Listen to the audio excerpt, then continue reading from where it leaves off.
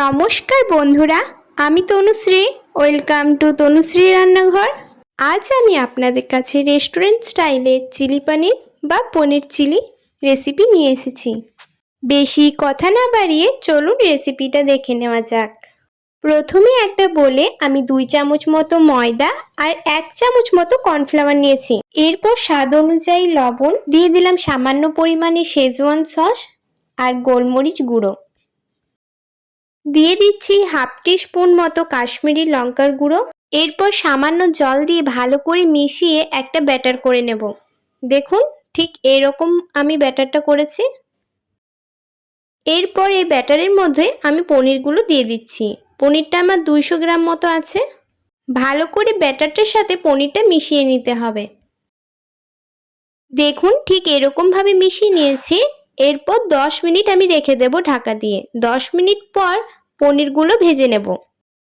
পনিরগুলো একটার সাথে একটা যেন লেগে না যায়, একটু ছাড়া ছাড়াভাবে ভাজতে হবে। 2 পিঠটা ঠিক এরকমভাবে লাল লাল করে ভেজে নিয়েছি। এরপর তুলে নেব।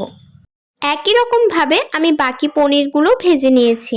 এরপর চিলিটার জন্য আমি পনির ভাজার তেলেই রসুন আর আদা গ্রেট করে রেখেছিলাম, ওগুলো দিয়ে দিচ্ছি। ভালো করে লাল লাল করে ভেজে নিতে হবে।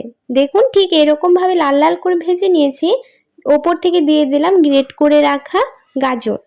গাজরটা হালকা ভাজা হয়ে আসলে ওপর থেকে দিয়ে দিচ্ছি ডুমো ডুমো করে কাটা পেঁয়াজের পাপড়িগুলো। এরপর এগুলোকেই একটু লাল লাল করে ভেজে নিতে হবে। 2 মিনিট একটু ভাজার পর আমি দিয়ে দিচ্ছি চেরা 3টে কাঁচা লঙ্কা। দিয়ে দিচ্ছি ডুমো ডুমো করে কেটে রাখা ক্যাপসিকাম। ভালো করে নাড়াচাড়া করে মিশিয়ে নেব। ওপর থেকে সামান্য লবণ দিয়ে ঢাকা দিয়ে দেব একটু নরম হয়ে যাওয়া পর্যন্ত। এদিকে একটা মিক্স সস করে নেব, দেখে নিই চলুন। প্রথমে আমি 4 চামচ মতো শেজওয়ান সস দিয়ে দিলাম আর দিয়ে দিচ্ছি 4 চামচ মতো টমেটো সস।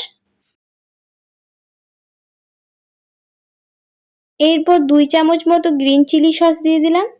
শেষে দিয়ে দিলাম 1 চামচ মতো সয়া সস। একটু জল দিয়ে সব সসগুলো ভালো করে মিক্স করে নেব। মিক্স করে নেওয়ার পর এদিকে ক্যাপসিকাম পেঁয়াজটা নরম হয়ে আসলে ওপর থেকে কাশ্মীরি লঙ্কার গুঁড়ো দিয়ে দিলাম। আরও 5 মিনিট মতো নাড়াচাড়া করার পর আমি ওপর থেকে সামান্য পরিমাণ জল দিয়ে দেব। জল দেওয়ার পর আরও 2 মিনিট নাড়াচাড়া করার পর আমি ওপর থেকে যে মিক্স সসটা করে রেখেছিলাম ওটা দিয়ে দিচ্ছি। সসটা দেওয়ার পর আরও 5 মিনিট আমি নাড়াচাড়া করে নেব। এইদিকে আমি হাফ বাটি জলে 1 চামচ মতো কর্নফ্লাওয়ার নিয়েছি। কর্নফ্লাওয়ারটা ভালো করে গুলে নেব। আর 5 মিনিট সসটা নাড়াচাড়া করার পর আমি ওই কর্নফ্লাওয়ার গোলা জলটা দিয়ে দিচ্ছি। কর্নফ্লাওয়ার গোলা জলটা দেওয়ার কারণে চিলিতে একটা থিক ভাব চলে আসবে। থিক ভাবটা চলে আসলে আমি যে পনিরগুলো ভেজে রেখেছিলাম পনিরগুলো দিয়ে দিচ্ছি। তাহলে আবার কি, পনিরগুলো দেওয়ার পর 4-5 মিনিট নাড়াচাড়া করে ওপর থেকে একটু বেশি পরিমাণে চিনি দিয়ে দিলাম। তাহলেই রেডি হয়ে যাবে রেস্টুরেন্ট স্টাইলের পনির চিলি বা চিলি পনির। বাড়িতে কিছু সময়ের মধ্যে এই চিলি পনিরটা তৈরি হয়ে যায়। বাড়িতে একবার হলো ট্রাই করে দেখবেন আর অবশ্যই জানাবেন যে কেমন হয়েছে। তাহলে আজকে এই পর্যন্ত। সবাই তনুশ্রী রান্নাঘর চ্যানেলটি সাপোর্ট দিয়ে পাশে থাকবেন। ভালো থাকবেন, সুস্থ থাকবেন। নমস্কার।